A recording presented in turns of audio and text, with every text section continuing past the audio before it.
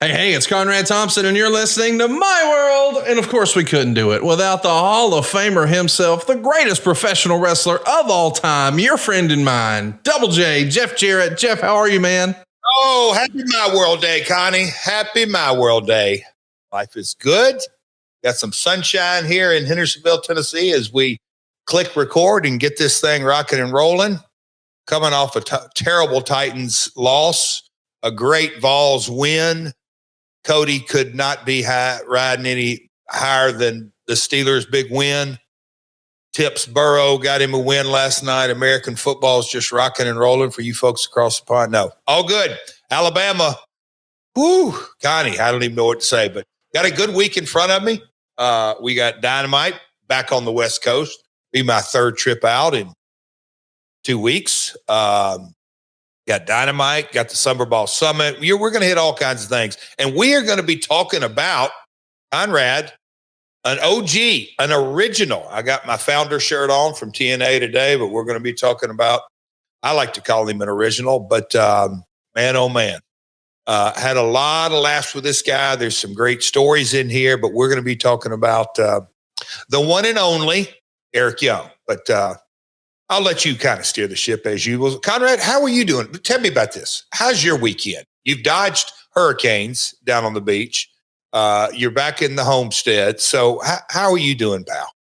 I'm great. Alabama hung on, got another win, and barely by the skin of their teeth. So did Tennessee. And now this weekend is like Alabama-Tennessee Christmas. It's the third Saturday in October. It is a long-standing tradition that the Alabama Crimson Tide take the hapless Tennessee Volunteers to the woodshed.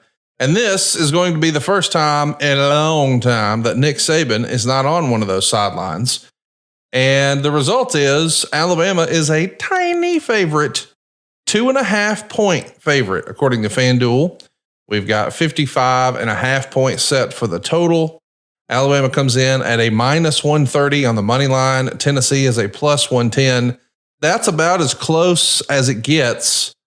What is your prediction for this Saturday, Alabama, Tennessee? Here we go.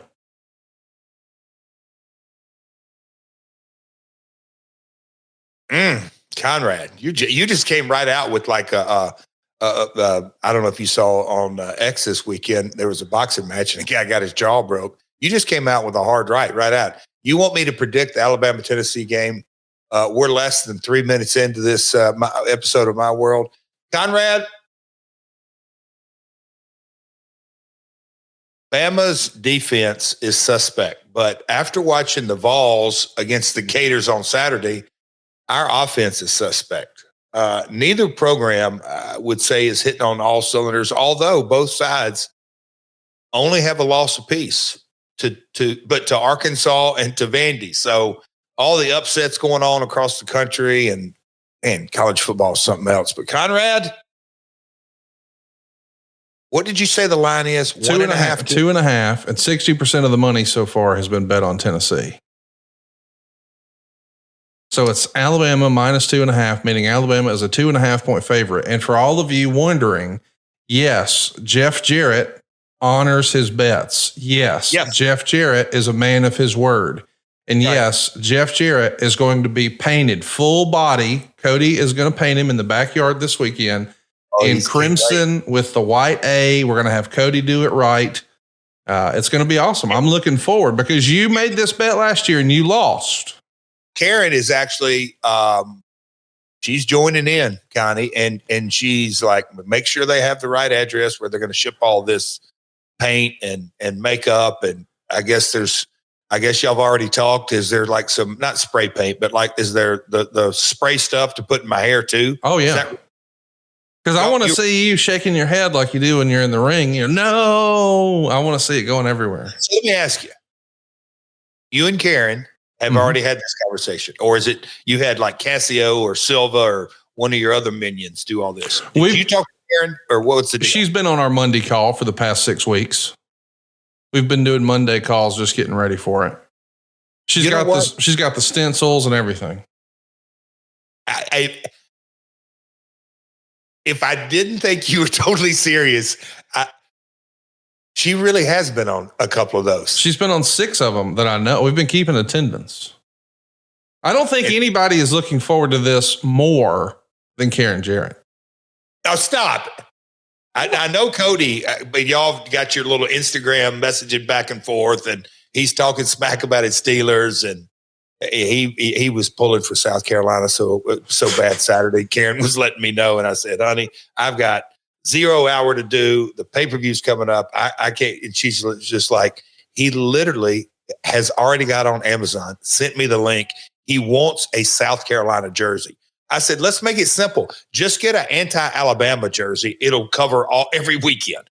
He wants to shove it up Conrad's ass so bad. So anyway, Conrad, are you really sending the bib overalls as a part of this?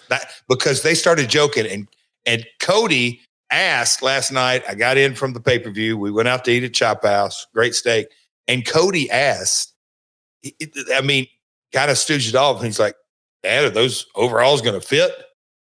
And I just looked at Karen and I said, what are you talking about? And she just recoiled. It's going to be fun. I can't wait to see you sitting cross-legged in your backyard in the grass yelling, yay, Alabama. But once Tennessee wins, and my prediction is by field goal. Okay, yeah. So you think they got the spread right at -2.5? You think it's going to be a 3-point game? I think we all agree it's going to be tight. College football is a changing with NIL. Man, there's going to be. It's the new NFL. The NIL has made it the NCAA the new NFL, and I for one am for it. We're going to see a lot more entertaining games. It's going to be close. It's going to be fun. And Jeff's going to get it wrong again 2 years in a row, so that'll be fun. This was your chance, though, to go double or nothing. Do you want to go double or nothing? What's the stakes? Well, that's to be determined. Or are you just going to pay off your bet this weekend? Oh my gosh, Conrad! Saturday, I've got to tell you this story. I know I'm kind of jumping, but not really, because we'll come back to double or nothing. So the VIP. Oh my gosh, I'm going to forget it. But there was a party deck. That's where we did the 0 hour from. And so in between segments, and there was kind of a load in as the crowd was coming in, a guy is a weekly listener and he wasn't called up. And so he just called up like a day or so ago. So that was Saturday, maybe Friday. And he's like, did Conrad, did he really beat you in that NCAA football? I said, I was under the impression it's going to be a fair fight. Oh, they put me that he had Heisman and he had like you fixed and rigged the game. And the guy said, I knew it. He sent his condolences to me and was sorry that you and Cassio rigged the game. I had no idea you did all that, but so there's going to be a rematch there as well because you cheated, but double or nothing. Double or nothing. We may have to. Oh man, we got to make the decision before the end of the episode. That's a cliffhanger. We'll come back to it. In the meantime, something I know we're all going to be coming back to is Summer Ball Summit. If you haven't already, make plans to join Double J. He's going to be speaking at Summer Ball Summit next Monday. You can go register right now to be a part of this. It's summerballsummit.com. But that's next week. Of course, this Saturday, Jeff Jarrett's going to be dressed up like a goof. But this past Saturday, man, we saw real wrestling history. AEW Wrestle Dream is in the rearview mirror. You mentioned that you were doing 0 hour, but that's not the only time we saw you. And if we can get a one shot of Jeff, there's even some remnants of what happened on Saturday under that eye. My goodness. What did you make of the spectacle there with John Moxley and the rest of the crew? Just laying waste to Bryan Danielson. You did your best, but man, that's a rough scene to close an AEW pay-per-view this past week. I don't ever remember, been doing it 37 years. And I guess what was my first pay-per-view? Super Clash. Maybe it goes back way back that. I don't ever remember like lots of Monday and Tuesday nights and at TVs, whether it's Raw or Nitro or Impact or whatever it may be, kind of closing shows, as they call it in the industry, with heat. But I've never felt, because you can feel a crowd, even if they're not yelling. I don't know if that makes sense, Conrad, but it was really, really emotional. to jump back to 0 Hour and being Renee and RJ, and we were talking before we went on the air, and just the Tacoma Dome, one of the largest, or maybe the largest wood dome structure, and all the acts that had been in there. And Bryan Danielson grew up 78 miles from that door to door. He confirmed that. So that, in a lot of ways, when you talk about a global business, he's obviously been around the world, but for him to be heading in there as the champion and to go out that way, and the people in the arena, I don't think they expected him to lose under any circumstance, being that in his backyard, and B, just how that last scene felt. It was, you could feel the emotion in the arena. I can't remember, and maybe you can help me through this through the episode, but I can't ever remember a pay-per-view going off the air under those circumstances. It was cameras kept rolling. I'm not sure what they are going to air. We'll have to kind of wait and see and tune in. But Connie, it was an emotional night. I'll say this: it was an emotional day. I saw Bryan, I don't know, 3 or 4 times throughout the day. I saw him actually by wardrobe at one point. He had that jacket with the BCC and those, and the story of that. It was a Wrestle Dream. I think will go down in history as really a unique, different, obviously bell to bell, incredible wrestling. But the last half hour was about as emotionally charged as you can get for me, because of my attachment with Bryan, and more than the emotional attachment, the respect I have for him, his career, how he's done it, the way he's done it. You just don't see that in 2024. A guy, from a small town who cut his teeth, Shawn Michaels wrestling school, and I'll say at ROH and Independence, and the journey and the ups and downs at WWE, before the injury, the retirement, the comeback, the run here. I got lucky enough to have that Anything Goes, one of his last singles matches in his full-time career. That's special. I saw a post of basically his last, I don't know how many matches. Conrad, it was just really, really emotional. But man, Mox and company, about as established I'll call them the villains, the heels, the bad guys, whatever you want to make.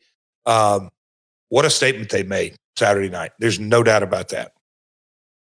Bryan Danielson's been one of the best wrestlers in the world for as long as I could remember. He became a quick favorite of mine in 2004, but he'd already been wrestling for 5 years. I think, as the story goes, he started in October of 1999, and it feels like we may have seen perhaps his last match ever, but certainly his last match as a full-time wrestler. I mean, you never say never in professional wrestling. Terry Funk would be proud of that, I'm sure. But 25 years, quite a career. And I don't know if you saw this, but I saw it this morning before we clicked record, and I thought, man, what a fun little factoid.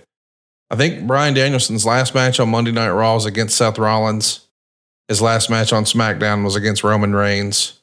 And his last match as a full-time wrestler is against Jon Moxley.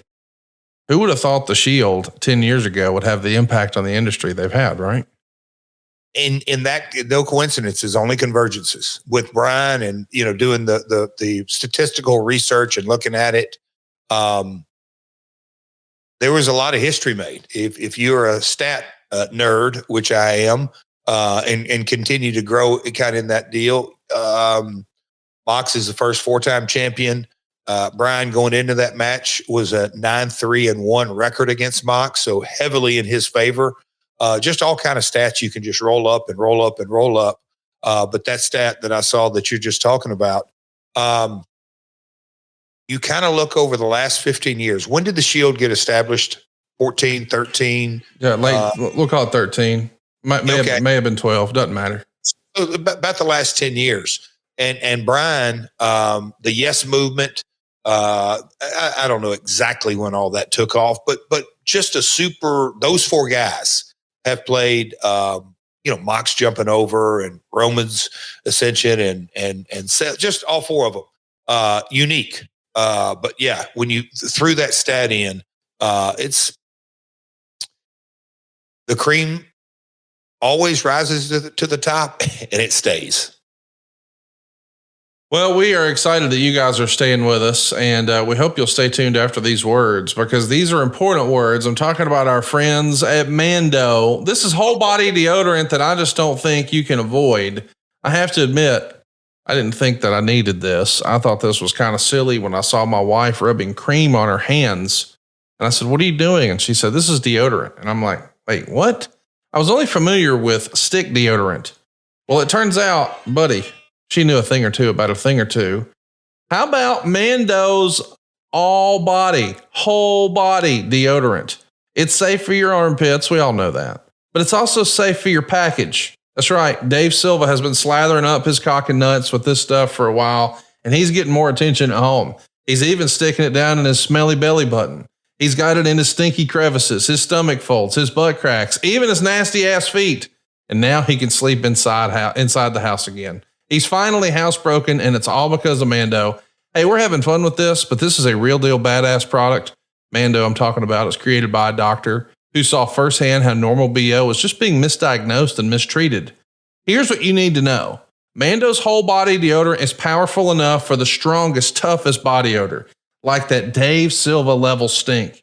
But it's also something you can use all over your body, even your gimmick. That's right, your joint. That's right, your handle. That's right, your rod. That's right, your stroke machine. It's aluminum free. It's baking soda free. It's cruelty free. It's dye free, and it's vegan. It's also been clinically proven to control odor better than just a shower with soap alone. And here's what we found.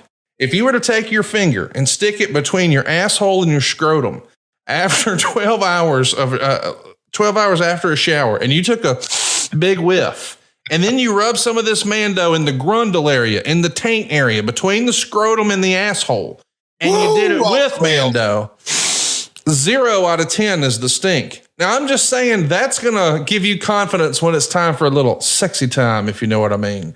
Mando's starter pack is perfect for new customers. It comes with the solid stick deodorant, Roll Tide. It comes with the cream tube deodorant. That's for those stinky crevices. And it's even got 2 free products of your choice, like mini body wash and deodorant wipes. Plus, you can even get free shipping. Tony Schiavone has told me he's got a routine. He is a routine man.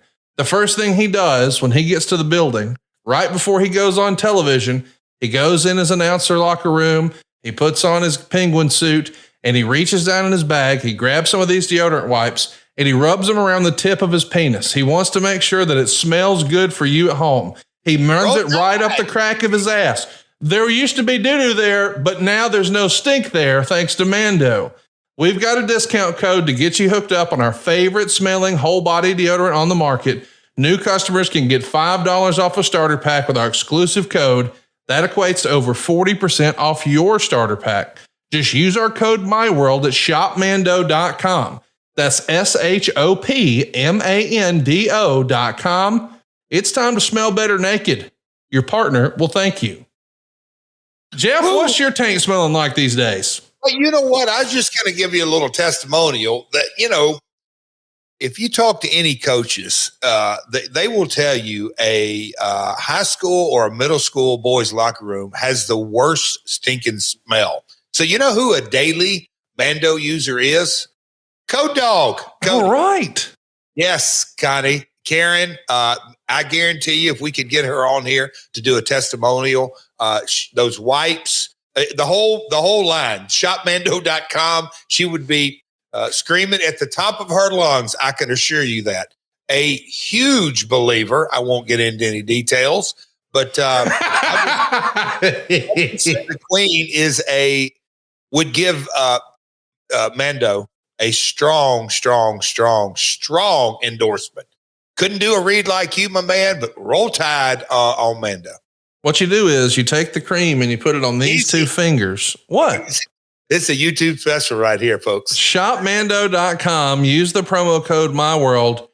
Your nuts stink. I'm just telling you. I don't even know you. I've never met you, but I know that they can smell better. Go right now, shopmando.com. Use that promo code MyWorld. Because Jeff Jarrett doesn't want his nuts to stink, but he's looking for a deal. And I hooked him up. My World got him $5 off. Come on. Stinky balls at a discount? I mean, good smelling balls at a discount? Oh, you hard might to be beat. Roll Tide on. Hey, listen, we're going to have a little bit of fun because I do want to talk about some of the news and notes in wrestling before we jump into Eric Young.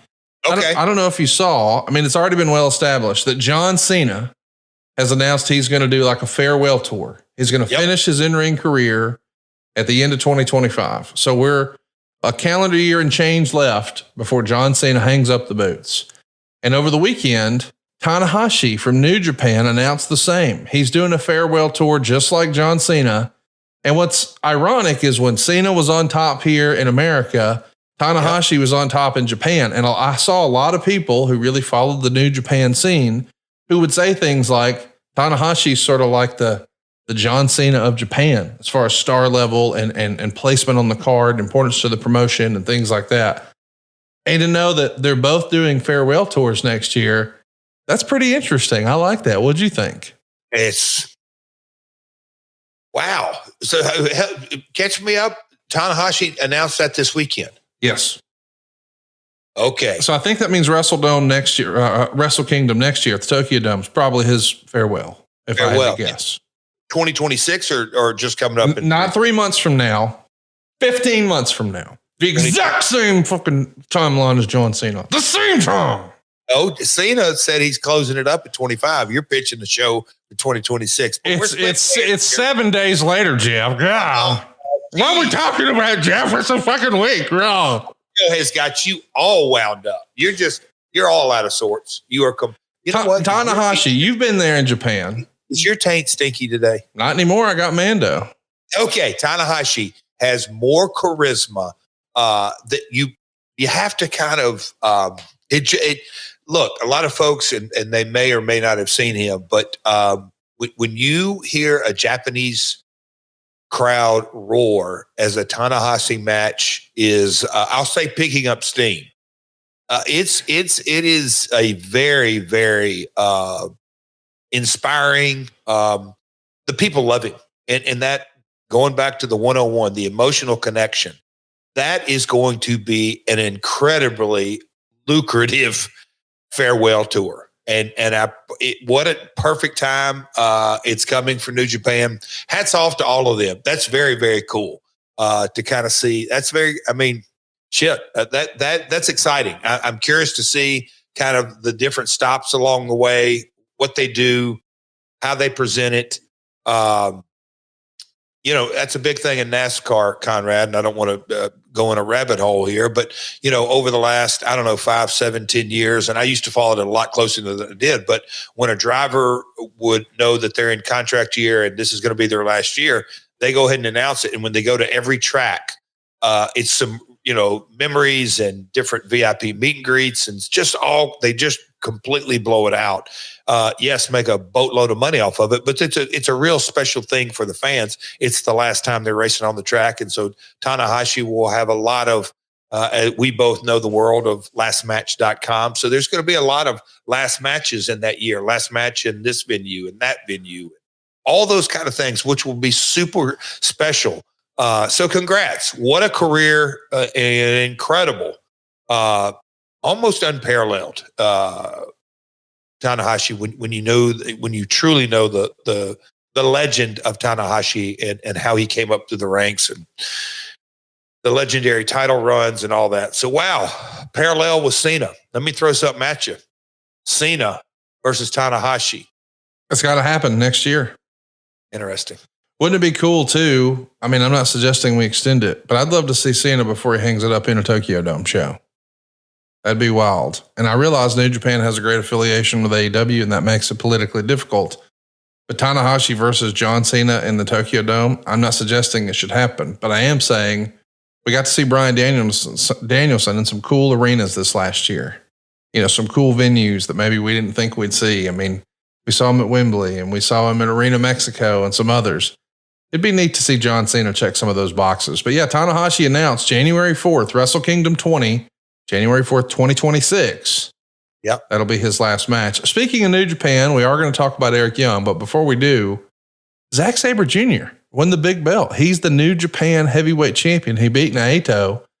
Man, I didn't see that coming for a long time. It felt like Zack Sabre Jr., for better or worse, was considered a light heavyweight. And there's been a lot of talent who started there and then moved their way up, guys like Kenny Omega and so forth. But man, how cool is that? Bravo to Zack Sabre Jr. That's a big belt. That's a big deal. You are dropping knowledge on me today. All right, I got to ask you, when did that happen? A few hours ago. Okay, so I'm not that out of touch. Last night in Japan, which is technically tonight in Japan, today. Yeah, okay, so I'm not that out of touch. No. I landed, went to the gym, watched some football, spent family time, all that. Okay. Conrad, that's very interesting. I'm like you. I thought, and this is not a compliment or a knock or any of that. Just what you said. I didn't think New Japan was taking him in that direction. But dude, that is incredible for that guy. I remember seeing Zach on some independent shows. Gosh, that's 10 years ago now. What an ascension. Okay, so the load is on his shoulders. Where is he going to take it? Okay, here we go. Right, that's congrats, Zach. Very, very happy for you. Last year at Wrestle Dream, looking reviewing the notes, him and Danielson had an incredible bout. And 12 months later, he's the IWGP champion. Who'd have thought, man? Super awesome. Really glad to see that that's the case. Yeah. Of course, we should mention that. Where did it happen? Do you have that? What venue? No idea. Don't have it in front of me. Just saw he won the belt and thought I should mention it. Okay. All right. I do want to mention that there's a little Memphis action coming to adfreeshows.com. How about Memphis Memories, Jeff? We've added a brand new series that's going to feature your old pal, Downtown Bruno.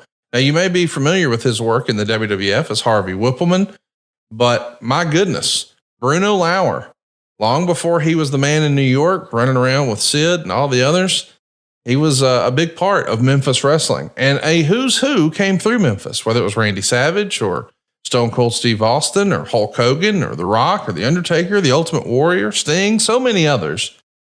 But of course, Jerry Lawler. And by God, Double J too.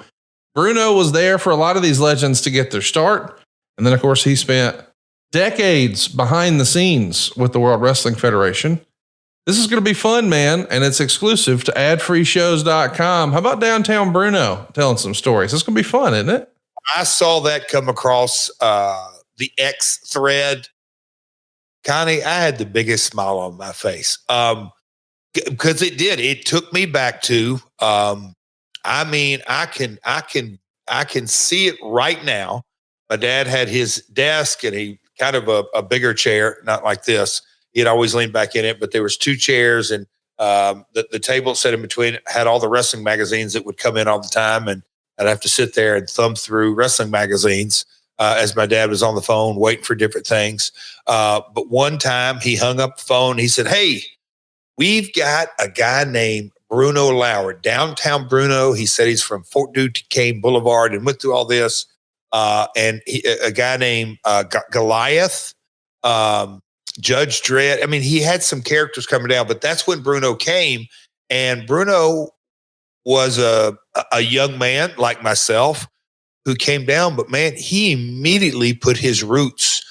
He lived in Nashville because that was kind of easier on the miles, Memphis down and back, Louisville down and back. It was a centralized location, but it wasn't too long where he set up roots in Memphis. And he stayed. I mean, he didn't go anywhere. And then when he got with the WWF at the time, Memphis is his home. And so he came to Memphis and never left. The proud citizen of Walls, Mississippi, which is just across the border. So Conrad, that show, Memphis Memories, is going to be, and he's got, I mean, look, Bruno ain't afraid to talk. And so he'll have stories, firsthand accounts of different guys, even from the early 80s when he wasn't there, and he'll be able to talk. Conrad, that's going to be, that kind of goes right. I love the Lucha Libre show with Sam, but Memphis Memories is going to be one of those. Who's co-hosting with him? Stupid ass Matt Coon. Well, let's not call him stupid ass. No. He's my friend. No. That's just no. I love Matt Coon. Let me be clear. That's just my nickname for him. Okay. But what I'm saying is, whoever's doing the research, get ready, because Bruno will bounce all over the place. But man, it'll be entertaining as hell. So I'm excited that you guys, us guys, ad free. That's gonna be good, man. It's very interesting because it is unlimited content. And I can't wait to tell Bruno. I want Bruno to tell the story. So I want this a part of one of the first 4 or 5 episodes about when Bruno walked around with a handcuff on one arm, and it was attached to a briefcase because that's where all of his belongings were. And one morning at Memphis TV, Lawler looked at him 8:30 in the morning and say, "Hey, Bruno, do you think you're drawing attention to that briefcase?" He said, "King, everything I own that's valuable is in this briefcase." And Lawler said, "Well, don't you think you ought to be a little bit?" Anyway, I could tell stories. That's going to be a blast. Bruno is a lot of fun and a historian, walking, talking historian. It's going to be fun, pal. And Matt Coon is a great conversationalist, a hardcore wrestling fan, a longtime wrestling fan, a thoughtful and insightful wrestling fan.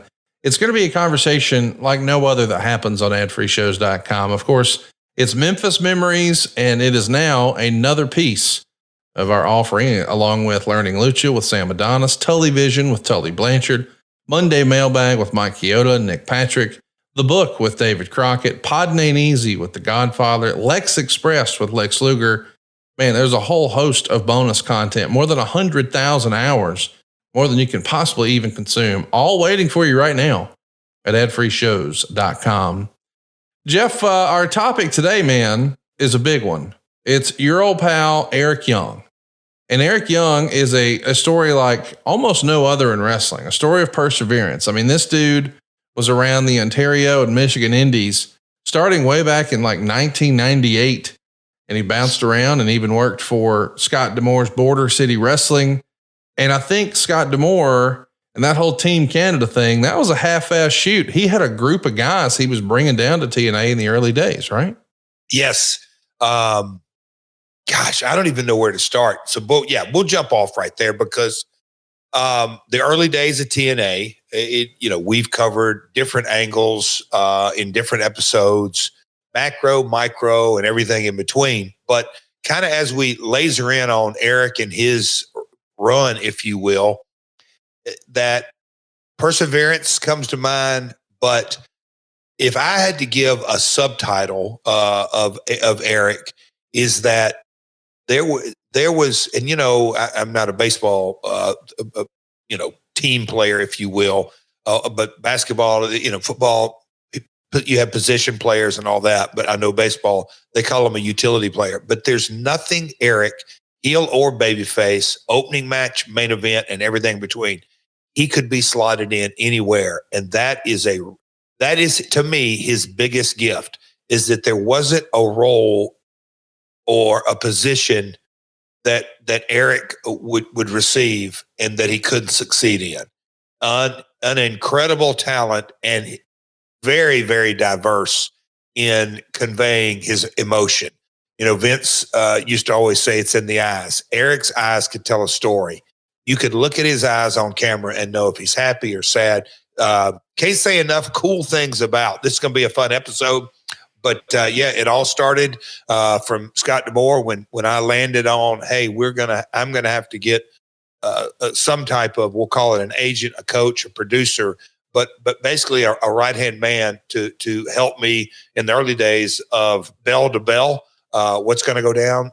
Me and Scott landed on a situation, and Scott brought a lot of guys to the table.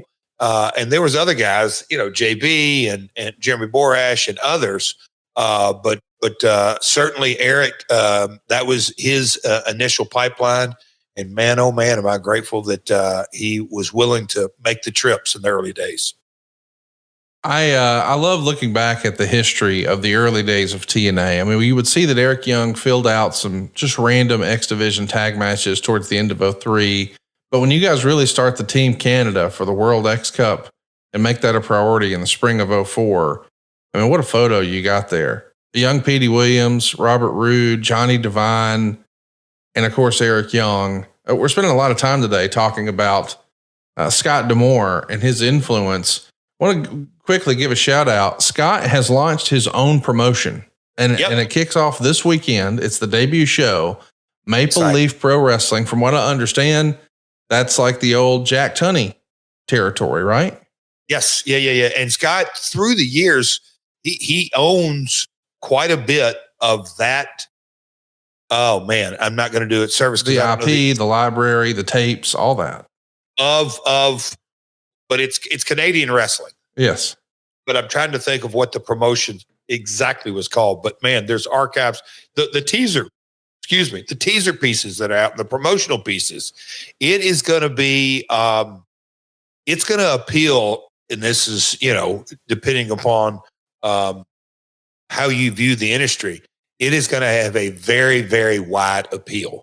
If you look at certain promotional pieces and how they're rolling things out, Mauro Ronaldo, I always say his last name wrong, but his voice, I'm so happy for Scott and team. It's really going to be a cool weekend. Tickets are on sale now. They're doing 2 shows, one on Saturday and one on Sunday in Windsor, Ontario, Canada at St. Clair College. MLPwrestling.com is where you can pick them up. And they've even pulled out some big guns, some names I didn't expect. Mauro Ronaldo is going to be the voice of Maple Leaf Pro Wrestling. And yes, this is out of the ashes of the Tunney family promotion. I think a lot of kids my age grew up watching Jack Tunney as the figurehead of the World Wrestling Federation. But before that, he and his family had their own little territory, their own little promotion called Maple Leaf Pro Wrestling. So there's a lot of great footage there. You see Speedball Bailey's going to be there. Looks like Kylie Ray up top. Yes, that is Takeshita. He's going to be on the show. Our pal QT Marshall is on there as well on the left. You see Athena. How about our man Kushida right there? And how about right in the centerpiece, besides Josh Alexander, shout out to him, the former WWE World Champion. This is a big opportunity. I'm looking forward to this, and I'm excited for all that Scott's got planned this weekend.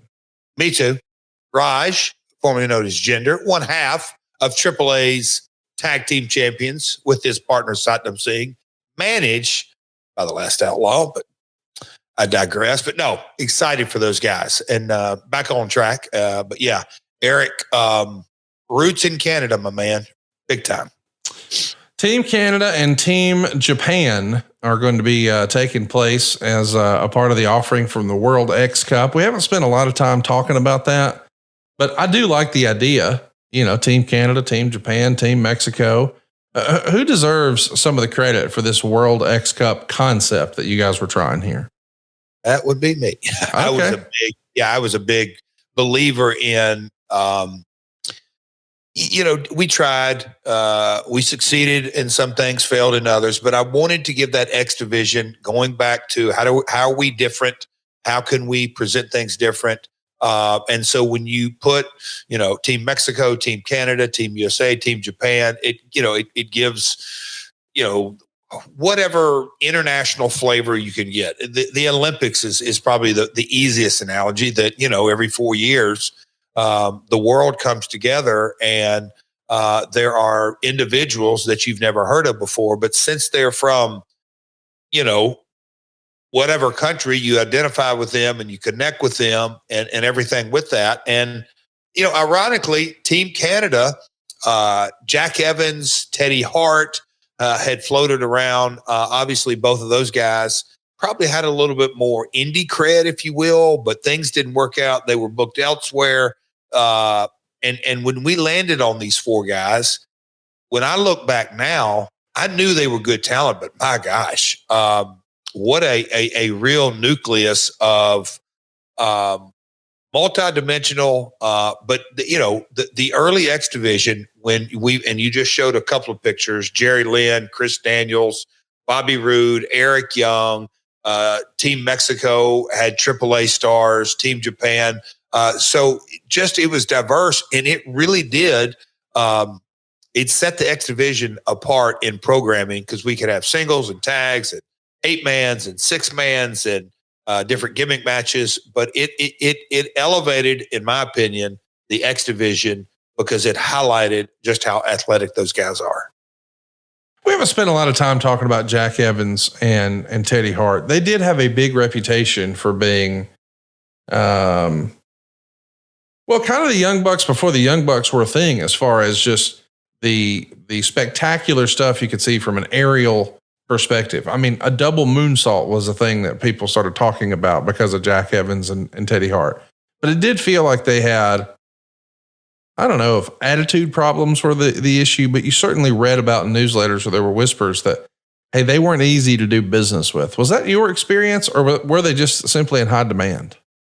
Well, I think there's two things: high demand, and so the reality is we couldn't offer even an AJ Styles. We were doing 1 day a week, and so the reality, A, they couldn't give us top billing or top priority, and B, would we have wanted that because their flights were super expensive, and to get them in to commit and full time and all that, so it just never worked out. So Jack for quite a while, I mean, he worked, in my understanding, really as much as he wanted, and that goes without saying that. Okay, if you do that, you're in demand. But I'm not saying that he was booked 30 nights a month. But neither one of those guys during this era had trouble filling up their calendar, but it worked to our advantage. It is interesting to think, with all that spectacular stuff that you were seeing Jack Evans and Teddy Hart do. I remember as a fan, I was kind of disappointed that they weren't going to be a part of it. But then when Petey Williams broke out the Canadian Destroyer, Teddy who? I was like, wow, I never seen anything like that before. And I don't think Dave Meltzer had ever seen, I think it's called the Tower of Doom. It's like a double suplex off a guy's shoulders. And he just raved about it in the newsletter. Would this have been one of the first times when Team Canada here is pulling that move off that you've seen that spot? Or is that an old spot we just hadn't seen before? Well, and look, it's, I guess you could say, I don't know what, I'm never one of those guys that know exact, but a Tower of Doom is essentially getting more than there's the picture. There's 1, 2, 3, 4, 5, 6, 7 guys involved in a spot, and it's one big, massive power bomb suplex off the top. And when I tell you, Conrad, and I think some of this is, all of it is somewhere or another you can watch it up, but you got to go out of your way. Today's topic is obviously Eric Young, but in this series of matches, the Nashville Asylum crowd would come unglued, and Eric's energy and, I don't know, there's a guy that plays for the Seattle Seahawks right now, Conrad, called DJ Metcalf.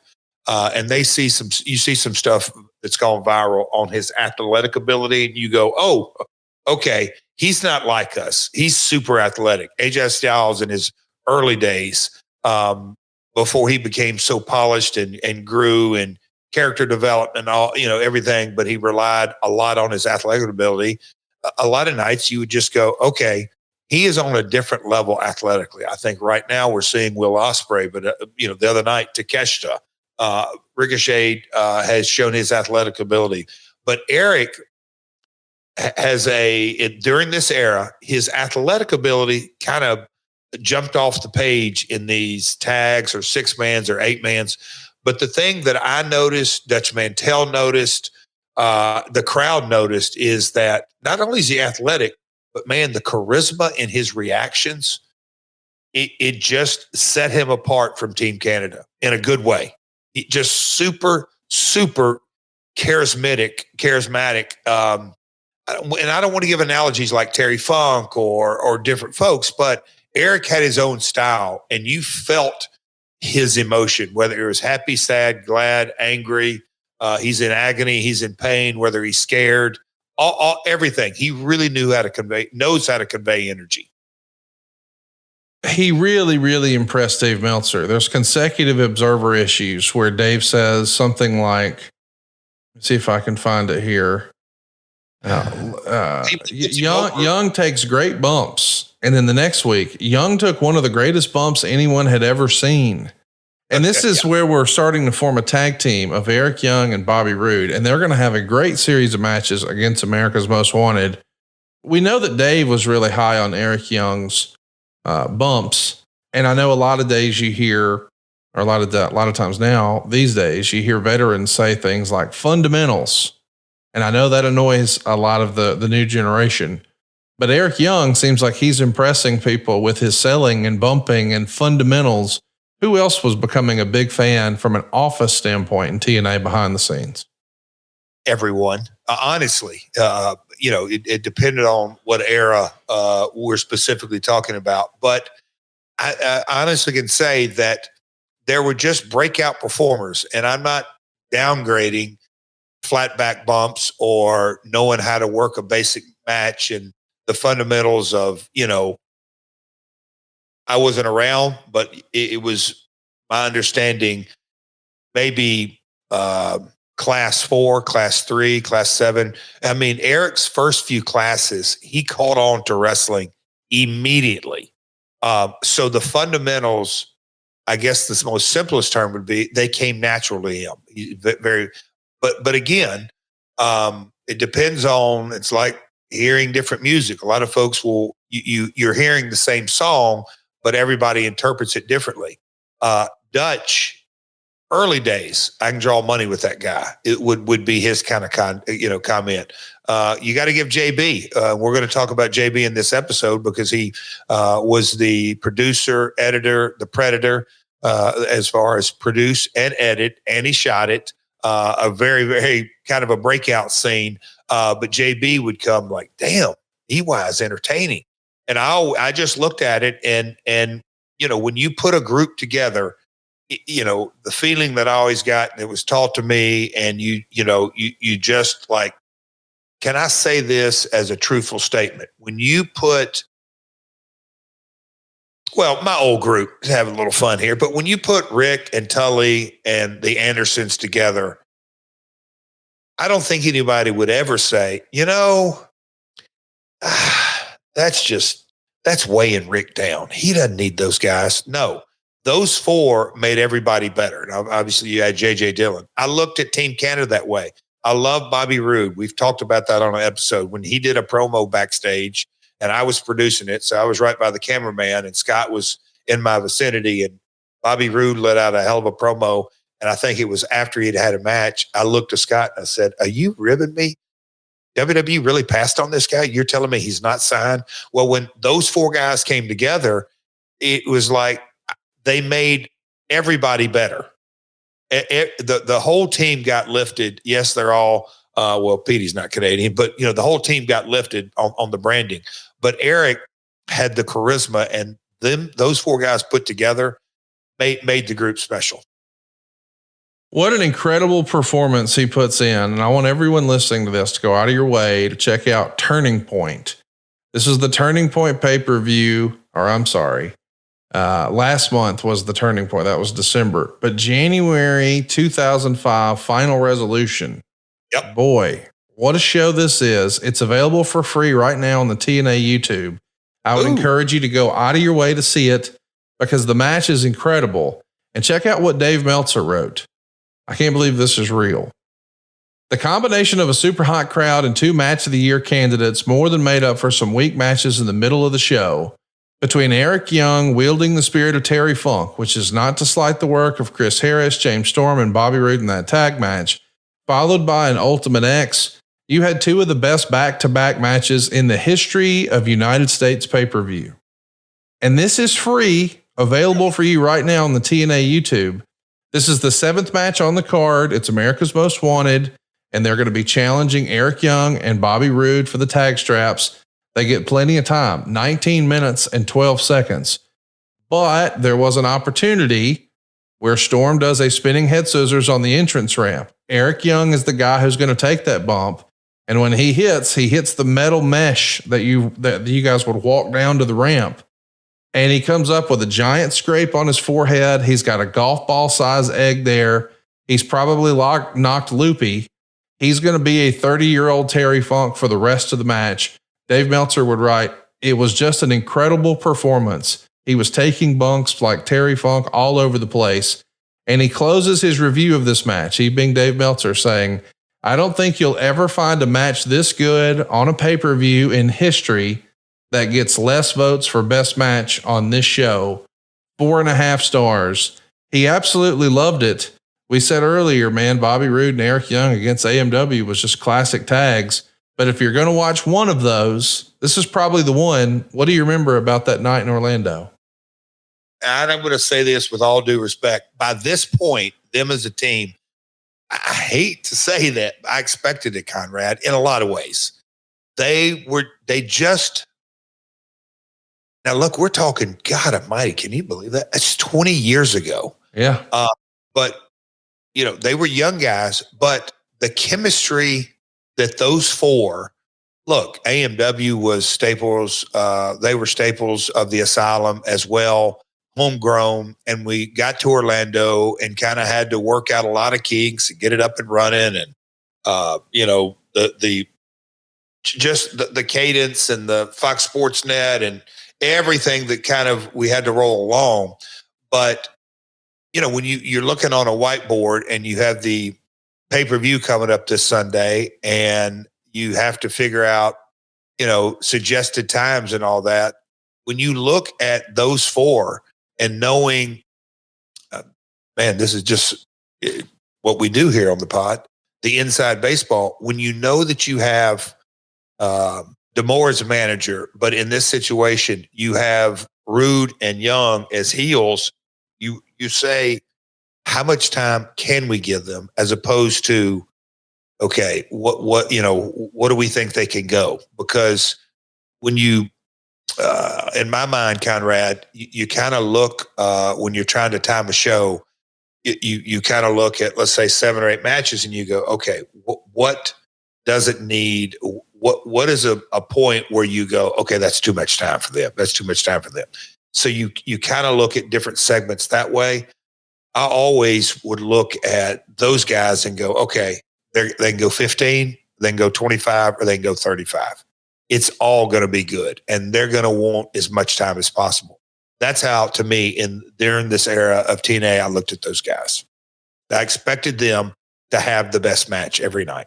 Final resolution. It went down January 16th in Orlando, 2005. Go find it right now on the TNA YouTube. You will not regret it. What an incredible match. Another thing you won't regret is Magic Spoon. As a kid, we all loved eating cereal, but then as an adult, we realized, hey, we don't need all that sugar. And first thing in the morning, what we really need is protein. Well, then my wife found Magic Spoon. We'll call it nostalgically delicious because it reminds me of the childhood cereal I grew up on. Fruity tastes exactly like you remember. I mean, exactly. Cocoa, well, I've been counting how many times I've said, this tastes just like it did as a kid. And by the way, if you're already a Magic Spoon fan, I've got big news. Magic Spoon has turned their super popular cereal into high protein treats that are light, crispy, and taste just like the classic crunchy cereal bars Mom used to make. And I don't know why, but my mom made them around Halloween. So it's just in time. This is my go-to snack now, and my wife is loving it because every single serving of Magic Spoon cereal has 13 grams of protein, 0 grams of sugar, and just 4 grams of net carbs. So you can really feel good about what you're eating. And the most popular flavors are indeed fruity and cocoa, but there's many more. And Magic Spoon's brand new treats, well, it's an easy way to get 12 grams of protein on the go. And yes, it's still crispy and crunchy and airy. And for the first time ever, Magic Spoon treats are now available in grocery stores with delicious flavors like marshmallow and chocolatey peanut butter. But I got to say, my go-to favorite is probably double chocolate. I didn't see that coming. I just thought I'd like the OG marshmallow, and I did. And then I tried chocolatey peanut butter because I found my wife was bogarting them. And then I stumbled across the double chocolate. Come on now. It's hard to beat. It's great for a pre-workout. It's great on a hike. It's great for a midnight snack. Double J told you last week, it keeps him from eating junk food. He keeps them in the Tahoe. Get $5 off your next order at magicspoon.com/myworld or look for Magic Spoon on Amazon or in your nearest grocery store. That's magicspoon.com/myworld for $5 off. Magic Spoon. Hold on to the dream. Let's talk about some character development for old EY. There's a pretty famous skit that happens on October 15th, 2005. It's when Planet Jarrett is doing a funeral for Team 3D. And you guys got a lot of praise for this. I know that a lot of times the knock on WWE, or on TNA rather, was that it was WWE light. But I thought you guys did a great job with this. We're celebrating, of course, the Dudley Boys that we're calling Team 3D here. And there's lots of inside baseball references, some tongue-in-cheek stuff, and maybe some stuff we wouldn't do now. But what comes out, and by the way, Wade liked it, Dave liked it, it was crazy. But what comes out in the end is that Eric Young is got some acting chops. He's afraid of ghosts. That's the new wrinkle in his character.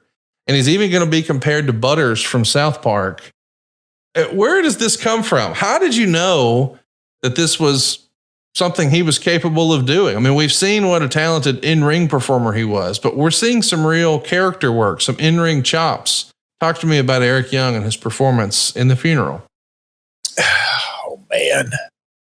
I wish almost we could play the scene and just a little bit of the setup, because AMW was in a feud with Team 3D and they beat them. And basically we were going through the story of their career is over. It's dead. It passed away. So let's have a funeral for it. And Conrad, I don't even really know where to start. JB shot it, one camera, no lights, no fancy production. And if you are watching on our YouTube channel, this funeral home was also used in the last 6-7 months from a WWE scene. So this old funeral home's got some use. But we got together, landed, and we're going to shoot this when we were in Orlando, and we had a solid direction. Funeral, Team 3D, we're all going to have our bits and pieces, but the stuff that kind of came out organically, and we had guides and rail, but you have to be at catering and all of us eating together, or in Orlando after the TV tapings, we would go to Miller's Ale House. We would be there sometimes, a pay-per-view and 2 days of taping, all that. But us together as talent, the group, you just kind of end up understanding different shades and variations of everybody's personality. This, to me, is one of the best examples of everybody just really playing a little bit of an extension of their personality. Now, Conrad, me and you can talk college football and the nuances, and we can throw back to, did you reference Mike Shula this weekend? I think you did, but you can make callbacks and references to different sports teams in different eras and everything that goes with it. Well, Canadians always kind of have a fallback on hockey. They're born and raised in hockey, and that comes second nature. But then there's something in all of our upbringing and personalities and different things. And it's like, there's in every comedian's life, some of their funniest points are part of their most painful situations in childhood. I'm getting a little deep here, but you learn how to process it and take it and kind of make light of it. And I'm getting into all of this, but when you kind of watch this back and understand where we were trying to go in the funeral of Team 3D, but the end of it, the end result, and the wittiness and the quick cutting and everything that went with it, it just turned into compelling good TV. I cannot give Jeremy Borash enough credit, because at the end of the day, when you shoot, let's say, an hour's worth of stuff, legitimately, as far as when the red light's rolling, Kevin Sullivan's great at this. You're going to have a lot of stuff, and just by design, what's going to make on air 2 minutes, 3 minutes, something really good, 3.5 minutes. You get past that, people are going to tune out. So knowing how to edit it and put it together and sequence it, JB, Sully, you got to have a real talent at that. But Eric Young, you take Eric Young out of this little vignette, you don't have the same. Now, he wasn't in there a lot, but his, I don't even want to call it a breakout. We all knew that he had it in him, but man, the little bits and pieces in this, it's the first time I think the audience at home saw Eric not actually in a wrestling ring taking bumps, but being super entertaining. So as any good movie or mini movie, you have leading actors or actresses and this and that, but you have that kind of breakout moment. You go back and watch this, and a lot of people will point to, that's when I fell in love with Eric Young. It was a lot of fun. Go out of your way to see it. It's really, really fun stuff. And it's a blast. We also get to see Jim Cornette start a storyline in 2006 where he's pledging he's going to fire someone's ass. And of course, there's a ton of wrestlers who are waiting outside of his office. Eric Young is petrified he's going to lose his job. I mean, this is great stuff. We even see Eric Young start showing up in a disguise with a giant "Don't Fire Eric Young" sign. I mean, this is really, really great stuff. And it shows you the evolution of the character. I mean, if you had to compare him, if we've got some listeners who really enjoy your AEW stuff, and maybe they caught some of your WCW and the WWF stuff, but if they missed TNA, I mean, this era here, it's in the same vein as a Santino Marella at times, just comedic relief, but from a guy you didn't expect it from when you first saw him, right? Yeah. Well, and look, this is I think one of the most, this is a little, I'll call it a fun fact. At times, Eric knew his in-ring performer, as an in-ring performer, he could do so much more than be a comedy character. And he had those conversations with me, and he had those conversations with Dutch. And Eric was patient with us and all this. But for the time being, his role was best served for the entire card. And Eric obviously got on board and was so good at it. But like, we did a lie detector test. I mean, there's so many different instances, but Eric, there's good comedy and bad comedy in wrestling. And the people in the Impact Zone legitimately, absolutely loved him. And that, to me, always put it over the top, because you didn't have to manufacture, you didn't have to, over encourage the crowd. They loved Eric. And it's the going back to Eric's eyes, don't fire Eric, don't fire Eric. He came out in the silly deal. And again, this was right up Dutch's alley. It was right up my alley, others, but it gave a part of the episode that you could do a blood and guts angle with Father Jim Metzel, or an Abyss storyline, or a Kurt Angle series, or an AJ Styles wrestling for the world title or X Division title, or whatever it may be. When you had little bits and pieces of the comedy throughout the entire, through the episode, it just gave, to me, it enhanced the entire product in so many ways. I know it probably sounds like I'm gushing over the guy, but man, as a executive producer of a show, I think some people just forget how valuable, when you have the ability to take a pause from all the seriousness, and it's not all match and wrestling and promo and all this. And you say, okay, we're going to entertain them, and know we're just going to entertain the folks for a while. It gives the ability for the entire episode to go from good to great. I want you to go out of your way to see this segment, and we'll find a clip of this and push it out on social, because we see in July of 2006, the former members of Team Canada come out, because we're going to disband Team Canada, and we're going to see Scott D'Amore just absolutely go off on Eric Young about, you're fired, it's over, your career in TNA is over. The crowd is so far behind Eric Young, they're chanting, "We will save you." And then finally, it feels like it's over, but no. Eric Young's down to his underwear, grabs his microphone. He asks the fans if they want him to see fired. They're screaming no. He leads a "Don't Fire Eric" chant. He jumps into the crowd. He celebrates them. I mean, this is as homegrown and organic and grassroots and white meat, babyface and underdog. I mean, it checks every box, doesn't it? And D'Amore playing the tyrant, old just crotchety Canadian. I'm going to stick it up your, I mean, just a heel coach, a heel father figure. A father figure. That's it. Not only a coach, but a heel father figure that is just berating his nice kid. And Bobby Roode, in this particular segment, Bobby Roode was going to go on to bigger and brighter things, and he looked like $1 million. And so one by one, and it just, the coach knew that Team Canada was falling apart and he was over.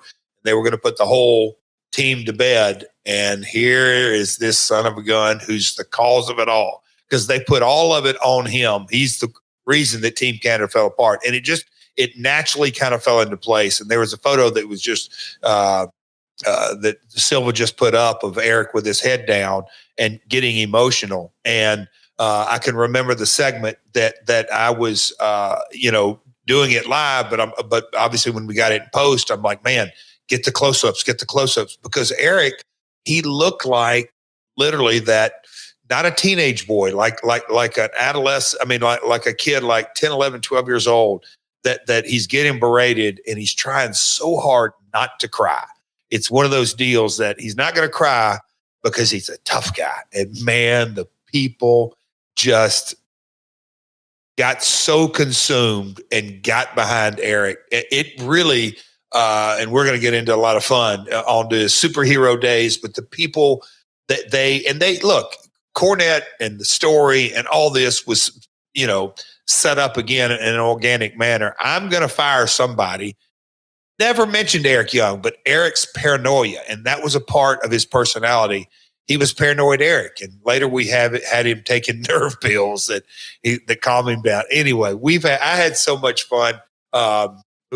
We had some fun times around here at the lake house. I mean, here on the lake too, Conrad, that we won't get into today. But man, I've had a lot of fun with that guy on and off camera. Something I wanted to ask you, Jeff, and I know we're going to get off track a little bit here, and I know we're celebrating how talented and how successful Eric Young was at every role you gave him. But I'm almost wondering, at times, is that both a blessing and a curse when you can get anything over?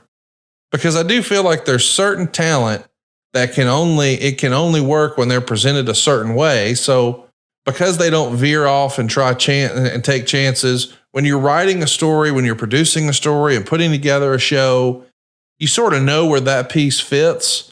But when you've got a guy who can make anything work, he becomes a utility player. And maybe as a result, his career doesn't really reach the heights as someone who is just singularly focused. And I don't know that that's necessarily fair, but I do wonder, with the benefit of hindsight, because we're about to talk about Eric Young doing a bikini contest, and he crushed it, and it was hilarious. But with all due respect, we wouldn't try that with a Samoa Joe. It wouldn't fit for him. It wouldn't work for him. And so as a result, Samoa Joe gets more of those main event opportunities and maybe bigger paydays, and certainly, more gravitas with fans and things like that. Like, I know that exists, but I don't think it gets talked about enough. And in a weird way, Eric Young can probably be lumped into that category, right? Oh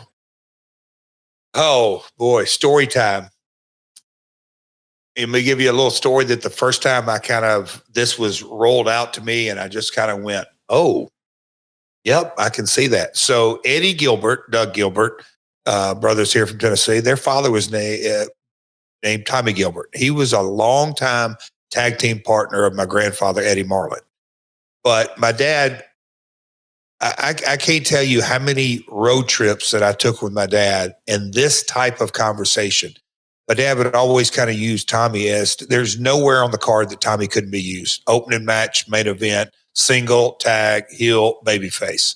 One time, Handsome Jimmy Valiant was riding in the car, and my dad, I'm driving, of course. My dad sitting in the passenger seat, Handsome Jimmy in the back, and my dad in his chewing tobacco, got his glasses on, look back at Jimmy and tongue in cheek. Jimmy, we never had that problem with you. But the truth was, you either put Handsome Jimmy Valiant in the main event as a babyface or a heel, or you didn't have him on the card. It was just kind of that simple. And look, I'm sure he worked his way up early days, but no, that I do think that it is a I can't say it's a curse because it gives you so much longevity. It's like you can't start a promotion and say, "Oh, this guy does too many things good. I don't want him." So there is security in that you're going to get work and you're going to have longevity. The downside is kind of what you're alluding to, that sometimes to create the best possible show and the top of your card, and this is the conversation I had with Eric. Okay, the top of the card's full. I would rather use Eric Young than have him sit at home, and that's kind of where in the old territory days you would just move on. If a guy's moving down, especially a top heel that come in and gets win, works his way to the top main event. Once he gets beat by the top babyface, he can hang around and move back down the card and end up kind of floundering, or it's time to switch territories. But you know, that luxury isn't around today. But that's the reality. You can be so multidimensional that there are times when you're going to get used and probably should be used higher on the card, but there's just not a slot on the card if we're playing that, you know, bunny ball, the baseball analogy. But no, that is Eric in a lot of ways. But on the other hand, to me, and we're going to kind of get there, when you look at the build of Eric Young in TNA, I think me and Dutch have had this conversation after all of this. There was a couple of different guys. When you kind of look at Eric from Team Canada, the tag team, now we're kind of going through the Paranoid, Fire Eric. Once we kind of get up to main event Eric, there was so much equity built in the character. The TNA audience, Eric was as big a role in the baby faces against main event Mafia than he was equal to AJ. We didn't get to run the course because of all the nonsense, but we're going to get there in this episode. But as far as being multi-talented, multi-dimensional, it can work against you, but it certainly keeps guys working. I love that they're working, and I don't mean for us to veer off negative on a big sidetrack here, but can you name some other people you felt like were victims of their own success in that same regard? I mean, I've got some names that pop to my mind where maybe they weren't positioned as the top guy ever or for very long, but they were so talented. There was always a spot on the card for them. They could always give me one. I think Natty Neidhart's on that list. I think Dolph Ziggler's on that list. I mean, I think there's a whole host of people. Dolph's the first person I think of on the guy side, but from a TNA perspective, it's Eric Young. No disrespect, but you guys made champions and gave really great pushes to people who couldn't have pulled off a lot of the things that Eric Young did. And I look back with the benefit of hindsight and think, you know, and we've seen people who are like discontent with their job and that'll bleed over to social media. I'm talking about in their real life. And they'll say, wow, my reward for being so good at my job and trying extra hard is now I get to do the work of two people and for the same pay, you know, as one person. And we've heard in wrestling, it's like, not only am I getting me over, I got to help get that guy over. Like it feels like Eric Young was doing that. And sometimes, and I don't know the circumstances, but I've been led to believe that sometimes those guys who were making everyone else look good, they're doing it for less money. Like he's actually probably more talented than some other guys who were slotted higher on the card and made more money, but he was so good at just, that's the way the cookie crumbled. That's not fair, is it? Well, no, it's life. It's real. It's real. I'll tell you a lesson that I got to believe it's either Frank Morrell or Jerry Lawler or simultaneously in my early days. They had a conversation about different talent that to become that elite level talent, no matter if you're opening match, mid card, or main event, to be really, really good at what you do, and I'll call it the craft, the art of this industry. And Eric had this, is that if you, and I'll just use the simple term of heels and baby faces, and if you're the heel and you're asked to put somebody over every night, The real art is getting the babyface over, but also getting yourself over in the process. And when it's all said and done, they really remember you more than they do the babyface going over. That is a real art. And you can do that if you're really in tune, have the right ear, the right mannerisms, and just the right timing. You got to have a skill set. So you can be multi-talented and be put all over the card, and kind of that works against you. And there comes a point when, we can't put him in this position because of A, B, and C in his past. Or you can be like Eric and others that, you know what? He was so good in the bikini contest and that silly ass lie detector deal they did, and this and that, and the Team 3D funeral and all that. Oh man, when we're going to do this serious angle, let's get him because he'll be able to show this side of it. So if you're really good, you can succeed with that. Lawler really went into detail a couple of times because sometimes he would get frustrated about guys coming in and they're like, what the hell's wrong with this guy? He don't want to do jobs? That would be the phrasing. He's like, shit, you're just showing you that you're really not a good worker if you don't know how to put somebody over and get over yourself. Like, ooh, okay, that's a PhD. Let me sit under, let me listen to that guy and sit under that learning tree for the day. Well, if you're looking for somebody to put you over, somebody to start a little whisper campaign, somebody to sell for you. Where do you think I'm going here, Jeff? Oh, I'm looking for a hot tag for Connie's wiener. Oh, and double J's. Listen, man, get your dick on the gas. Go to bluechew.com right now. Performance enhancing dick. That's what they're serving up, and heaping handfuls. That's right.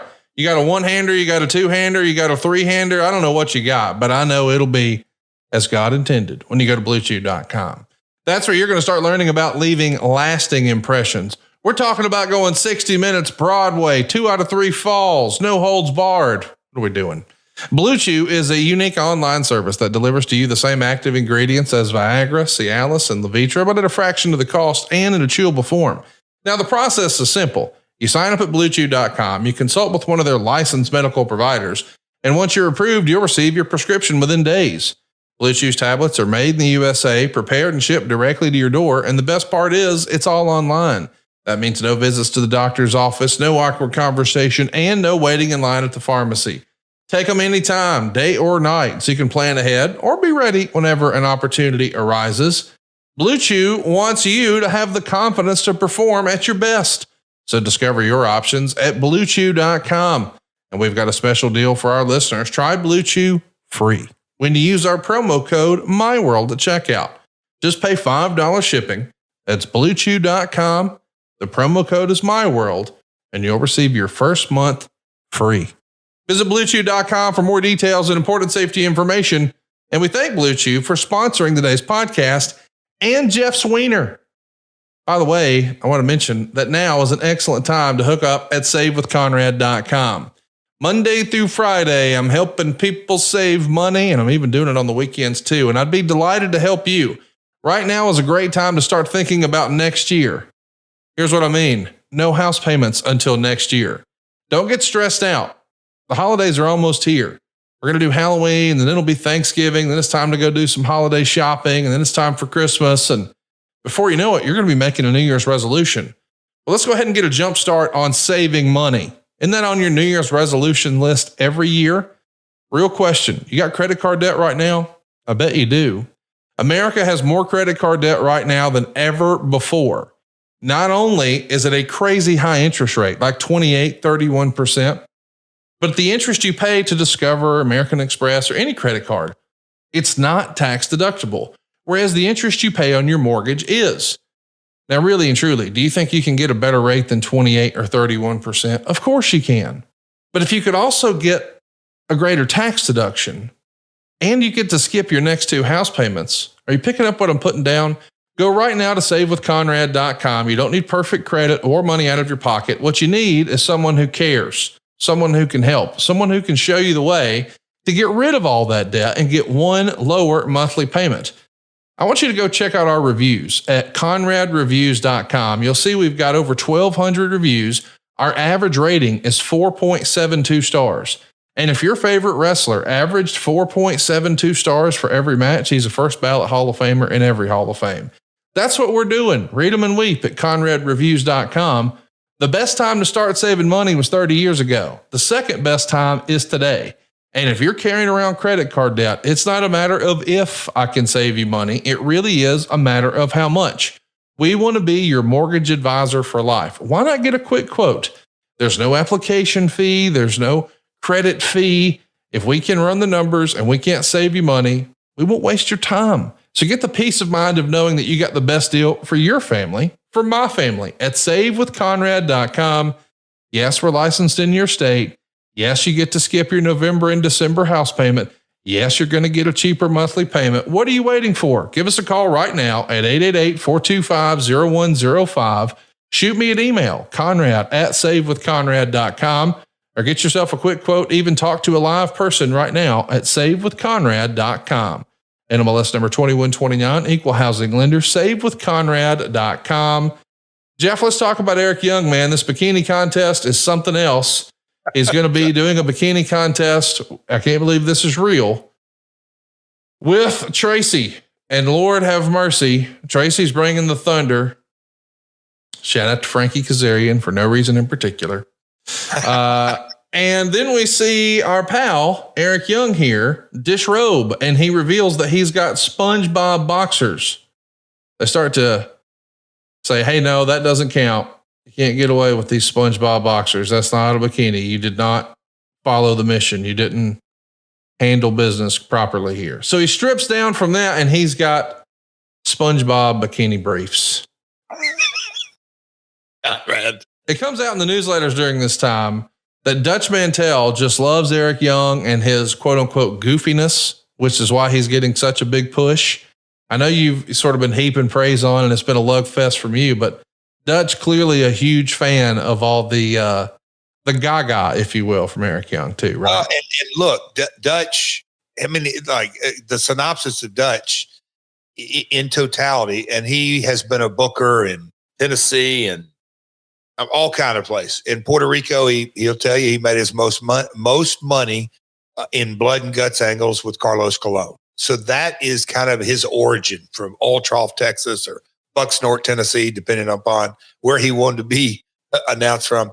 But he understood, Dutch smart dude, understood that the comedy relief, if you will, enhances everything done correctly. And look, it's subjective. You know, this bikini contest, obviously tongue in cheek, it's so ridiculous. But when you have the talent, and yes, shout out to Tracy. And look, Tracy, Bobby Roode, Eric, I'll call it the Canadian contingent. They all knew each other, understood at a very, very micro level the nuances and the personalities of each other. JB, you know, we've often joked, you know, the mean gene, if you will, but whether it's Bob Barker, Bob Eubanks, any game show host, Richard Dawson, you know, the guys, I'll call it kind of the MC, if you will, of certain things that really enhance the Ryan Seacrest's of the world, if I'm going to get a little bit more current, but just kind of have that personality as almost without doing it, Conrad, and I hope I'm explaining this right, but JB has a talent, and Eric and Tracy, all three of them, but JB especially, as if I'm going to break the fourth wall and I'm going to look into the camera and I'm going to give you kind of a wink, wink. But hey, man, let me invite you into this. Enjoy yourself. Sit back and just enjoy the absurdity. And for all the folks that are the 5-star specialty and going to rate matches and want wrestling, we got it. This ain't for you. It's a perfect time for you to take a bathroom break or to go in the other room, or if your friend's in their room and you might get embarrassed that this is on your television, preface it by saying, hey, I'm going to turn this off. It's going to be whatever it may be. We know it's not for everybody, but the creative decision made is this is, we're going to go for it. You don't like it, you don't like it. It's not your cup of tea. But the fact that there's a male and a female in a bikini contest, and these two, and just the whole backstory to it, you don't have to ask if it got over. Just watch when I hope we get a chance on social to watch it back. Just watch the audience. Not a 5-star, but you know what, Conrad? This may be the first 5-star bikini contest in the history of professional wrestling, because it was a 5-star bikini contest. In early 2008 at Destination X, we see the debut of Super Eric. It's going to be Relic, which is Killer backwards. Hey now. And Goldust taking on Eric Young and Kaz. And this is where we see the debut of Super Eric. Talk to me about this new coat of paint, or the new paint of coat, as Bruce would call it. Well, I think in this era, this is 07. No, but we are already in 08 probably by now. Yep. 08. As we'll call it, developing the roster and everything that goes with it. Action figures come into play. Video game comes into play. How can we monetize talent? At the end of the day, the old conversation that Jeff and Jarrett had with Bob Carter, one of the conversations early days, at the very core of this industry, and my dad and Jerry Lawler's tag team in business is, to me, a very good example. How can I make the most money by monetizing the intellectual property that we own? And that was how they made a lot of money through the years. It's really no different when you look at Eric and say, okay, paranoid Eric and this and that. Can anybody pull off a superhero? Because a guy that went from being scared of his shadow, let's create it and give him a superpower, and now he's Super Eric. So yes, there was talks of action figure, just all the above as far as monetization, but it's the evolution of Eric in TNA. What was neat to me, though, is when we saw Eric Young, who's done the silly bikini contest, and he's done the, don't fire Eric, and now he's doing the Super Eric. When things get serious in this whole main event Mafia versus TNA storyline, Eric shakes it off and says, hey, no kidding around. Serious business. Serious Eric Young time. Now he's no longer scared of the pyro. He's just a badass. The idea that he's got these different levels to his character and he can sort of shift gears, that makes him a very unique talent to have in your roster. If you're from a storytelling perspective and somebody putting the show together, he's showing you, man, he can wear so many hats. So Conrad, and I hope we can find this on social, and I'd give anything if we had the outtakes, but me and Eric did a deal in probably 06, 07, 08. It was when Cornette was going to put me, and I was going to have to, I was the champion, I think I was going to have to, I don't know what the exact, but if we could show it, but if we show it back on social or on YouTube, the lie detector test, Conrad, I broke so many times during that when we were shooting it, or JB, and it was because of Eric. Eric was so freaking funny. We could not quit laughing. But the reason I bring that up is that when I to this day, I'll carry it with me. When Eric wants to make me laugh, he was at Capital City Clash and had fun, and he goes out, of course, and tears the house down and all that. But if Eric wants to make me laugh, he's a super funny guy. He'll make anybody laugh. But when it was time to flip the switch, Eric, in his way, in his manner, because Main Event Mafia had formed, they're taking over, they got the belts, they were running roughshod. You look, other than the math promo with Steiner, and maybe the paparazzi with Kevin Nash, but Sting, Kurt, when they came together, they were dead serious, and there was a lot of bite to 5 guys that all made their name outside of TNA. Well, when you had AJ Styles and go through the list of talent that had all come up with their legitimate blood, sweat, and tears from the Asylum days. Yeah, that is a great shot right there. I mean, Samoa Joe, AJ Styles, Consequences Creed, ODB, Eric Young, Petey Williams. Petey Williams. When you look at the talent, all of those guys had really cut their teeth. There's the Motor City Machine Guns, Jay Lethal in the background. Those are all guys that were making their name. And so you could not have gotten a more core group of guys that really believed in the industry, in that we are going to be the breakout stars. And why? Because we put in the work. Just like, the Steiners had put in the work in Japan in the early WCW days, or Harlem Heat and Booker, and he'd put in his time, or Nash going through the Vinny Vegas time, and then the Diesel time, and then all the success at NWO, and Kurt doing his grind. So those are all those. It was very obvious that the main event Sting and his entire run. And those 5 guys were not wanting to, storyline purposes, let the young guys shine. So the front line of those teams I just described, there was a lot of reality in that. And when you have the history of an Eric Young who did a bikini contest and was paranoid and storyline purposes took nerve pills and was my guru on a lie detector test, all the nonsense. And then all of a sudden he said, "Hey folks, I ain't bullshitting around here. I'm serious." It made the angle that much better. And Eric did it to a T. We've had a lot of fun talking about Eric Young and his career here today, but here's a little pro tip. We're not done. There's lots more to come in the future with Eric Young here on My World, but very shortly, we're going to have him join us at myworldpod.com. That's your home for all things Double J.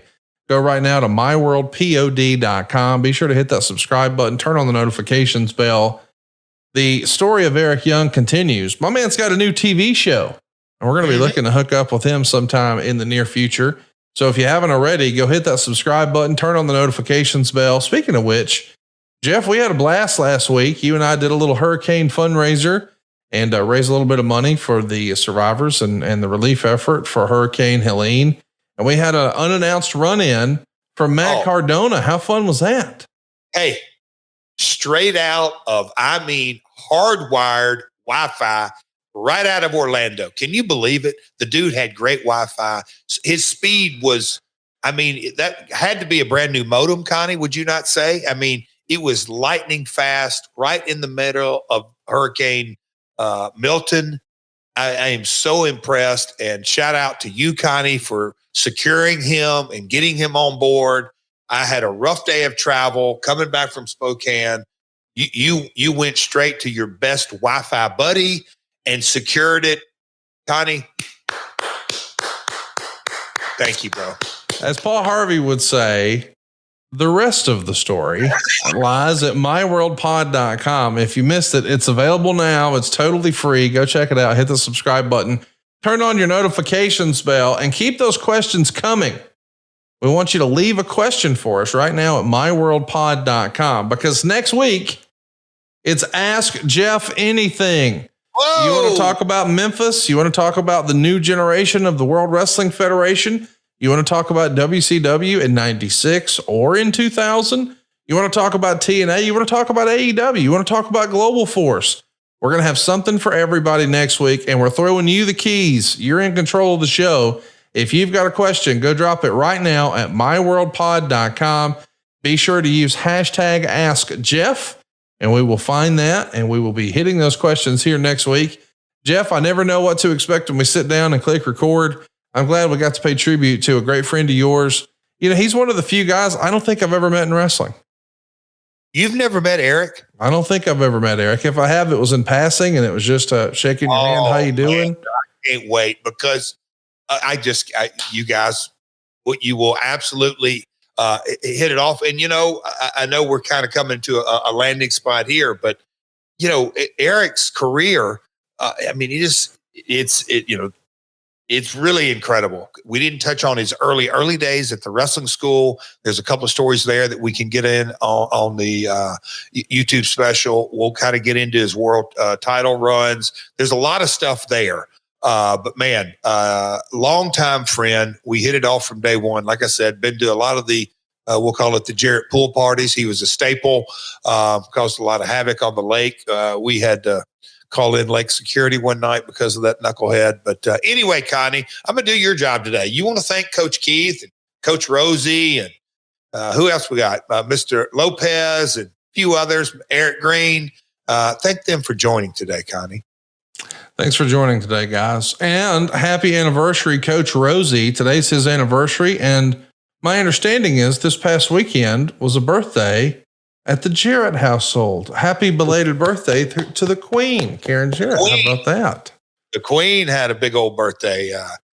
She had it while I was away, but we celebrated, had a nice party, surprise, but we caught her off guard. We had a surprise party for her. Oh, did you? Yes, we did. All the kids were there and her mom, but it was hard to catch the Queen off guard, but we got her. It was fun, me getting her out of the house to go over at Kira's. And oh boy, Connie, I'm sure you can relate with wives, Cody, and hey guys, we got to go help them move something. So none of us were dressed, but we walked in and surprised her. And it was a lot of fun, a whole lot of fun. So I'm glad you brought that up. Shout out to the Queen and shout out to Coach Rosie and shout out to you guys. You're in control next week. What have you always wanted to ask Jeff Jarrett? Now is your chance. Go right now to myworldpod.com. Drop those questions using hashtag AskJeff. I'm sure we'll solicit across all forms of social media too, but YouTube, that's the place to be, man. Hit that subscribe button, turn on the notifications bell. But Jeff, I know you're trying to put a button on this episode and say goodbye to everybody. I just want to know right now in a loud and clear voice, are we going double or nothing? Or are you going to be dressed up looking like a goof pulling them for the Crimson Tide this weekend? Okay, so what is my stakes? Because I feel confident that I'm going to be getting a postal mail or a FedEx box, and I'm going to hear like a couple of cans of spray paint that'll be for my hair and overalls, a care package coming for me. That's that right there. But so if I think you had that same spray tan 3 weeks ago on TV. Okay. So I'm not laughing at that. Hey, so double or nothing consists of you can do it, just you, or when Alabama wins again next year, it's going to be you and a tag team partner. And you get to pick the partner. Is it Cody or is it Karen? In full regalia for Alabama. Got to be Karen. Got to be Karen. You going double or nothing? Connie, a little sidebar. You have sent me some of the most hilarious reels on Instagram. The guy fishing, I'll just leave it at that. I have no idea when that popped in my brain, but you, Connie, you literally, I laugh out loud. And I'm just like, what am I doing? I'm sitting. But anyway, okay, double or nothing. But hey, if the Vols win, let me set it up. I'm gonna explain the fishing video because there was a meme that I saw that tickled me. Jeff lives on a lake. I live on a lake. So even if Jeff and I aren't huge fishermen, we're both around a lot of fishermen all the time. A lot. Yes. And a guy said, "This is the funniest line I've ever heard fishing before." Where a guy has cast, the hook is set, he's reeling it in, and it pops loose. And the guide is explaining to the guy that it just happened to. Hey, the head shake. Oh, his head shaking his head. And he says, "Oh, she put it in her mouth and the kids walked in."